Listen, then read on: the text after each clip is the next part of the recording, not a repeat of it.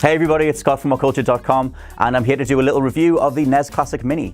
Now, Nintendo were friendly enough to send this over to us, and it comes packed with 30 games. Now, there's 30 iconic titles on here, so I've spent the better part of a good few days playing through every last one of them, and I've decided to give it a little review. I'm going to call it NES, you can call it NES, you can call it whatever you want. Shout that out in the comments, because I guarantee someone's already got annoyed that I've mispronounced it, so you just let me know. So there are a few things that you need to know about this. The biggest of all being that it's just loaded with charm. The size of it, I mean, it's a handheld thing to begin with, so the sheer form factor being reduced from the original 1985 release just makes this such an appealing looking product before you even get to the game side of things. Now, there are a couple of negatives that are worth addressing that'll stand out straight away. First up, the controller length, the cord length that comes with the NES is incredibly short. Now, I'm going to go with the idea that this was actually intentional. I know it seems like a bit of a ridiculous design decision, but at the end of the day, it does force you to huddle around the console, huddle around your TV, and just play the games the way that you probably did when you were growing up. Now, depending on what you played when you were growing up, that's going to resonate in different ways, but for me, being huddled around a NES or being huddled around something like a Mega Drive or whatever is just such a brilliant experience that rekindling that in any form is just a fantastic way to play games. Now, the console does only come with one controller, so sadly you'll have to buy an additional one if you want to play the array of two-player things that are built into here. Now, that level of Nintendo charm that we tend to associate with their products is all over this thing. Like, granted, I've already mentioned the form factor, but the console's main dashboard does have a lovely little theme playing in the background.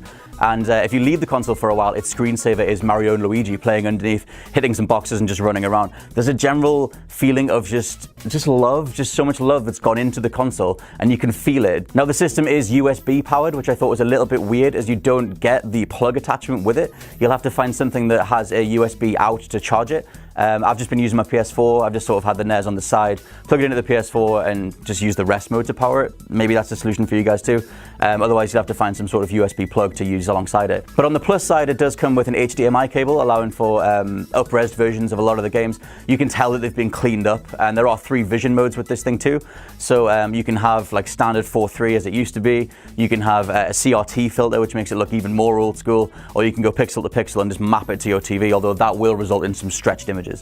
Regardless, it's a perfect way to play these games, and even things like Kirby's Adventure come complete with the same cartridge style screen tearing as it like struggles to load the world in. I guess Nintendo were just being that authentic about it. Onto the games themselves, and it's a highly curated list. I mean, Nintendo have handpicked 30 very specific titles, including the likes of the Super Mario trilogy, Donkey Kong 1 and 2, Legend of Zelda 1 and 2, and a handful of others. There's honestly this, if you were going to recommend the NES to anybody anyway, chances are you would pick games that are on this list. From the casual to the hardcore, you've got Super Mario and Pac-Man, all the way up to the likes of Ninja Gaiden and Mega Man 2 and Castlevania.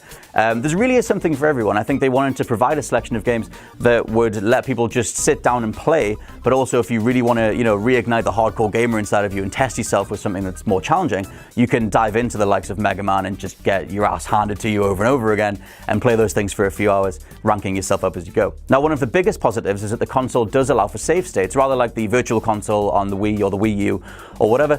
And if you jump out of a game, you hit the reset button on the console and you can just lock one of your saves in. You can have 4 slots per game, which is really, really cool.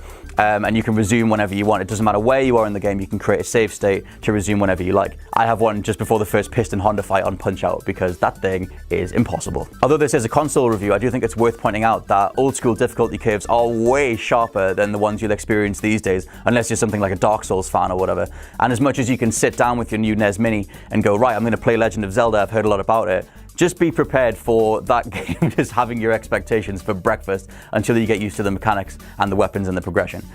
Carry that throughout the vast majority of games here. You really need to get used to them. So in terms of my personal 5 games to play, you're already going to go out there, you're already going to play Super Mario, Pac-Man, Zelda, Final Fantasy. So here are just 5 picks from me that, some of them are iconic, some of them are just personal recommendations, but I'd definitely shout these out as 5 that you need to play. First up at number 5 is Star Tropics. Now, Final Fantasy is included on the list, and that is obviously one of the most prolific RPGs of all time, but Star Tropics, released in 1990, tends to be just cast by the wayside as something of like a Zelda clone. Although it does have a lot of character, the art style is very, very cool, It has a lot more life to it than sort of the original Zelda, just based on the fact that the developers were given enough time to look at Zelda, analyze what went right in that game, and then provide their own spin on it. Number 4, I'm going to recommend Punch-Out! Now, this is one of the most iconic games of all time, but the version that's on the NES Mini isn't actually the Mike Tyson one. It's the re-release featuring Mr. Dream, simply because Tyson's contract ran out and Nintendo had to re-release the game featuring a unlicensed character. Gameplay is still rock solid though, very timing based, very reaction based.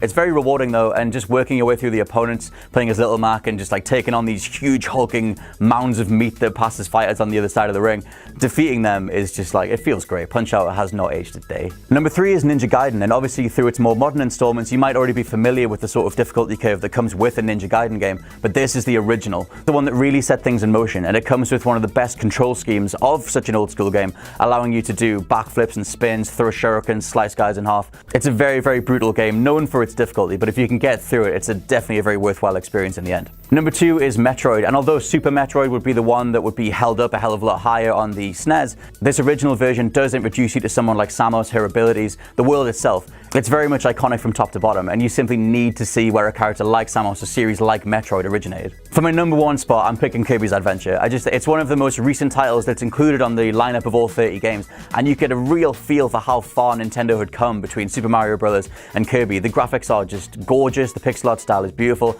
Kirby himself animates so well, and your general roster of abilities, I mean, you can swallow pretty much any enemy and take their abilities, so whether that's a sword, fire breath, or just some sort of crazy Dragon Ball Z style screen-filling special. Kirby's just badass, man. Like, you have a sliding kick and everything, and it's just great. There's a pure level of joy that runs throughout all of Kirby that I absolutely love. So that's my roundup of the NES Classic Mini. I was thoroughly blown away by it. I think the fact that Nintendo have really gone out of their way to handpick specific games and specific franchises really highlights why this is the perfect package. Regardless of if you're an old school fan or a newcomer, I definitely think this is the best way to experience these games, and I highly recommend the console and every single one of the games within it. Let me know in the comments which games you're looking forward to playing, whether you're going to be picking up the console itself, and if there are any old school favorites that you can't wait to play again. I've been Scott from WhatCulture.com, and I'll see you soon.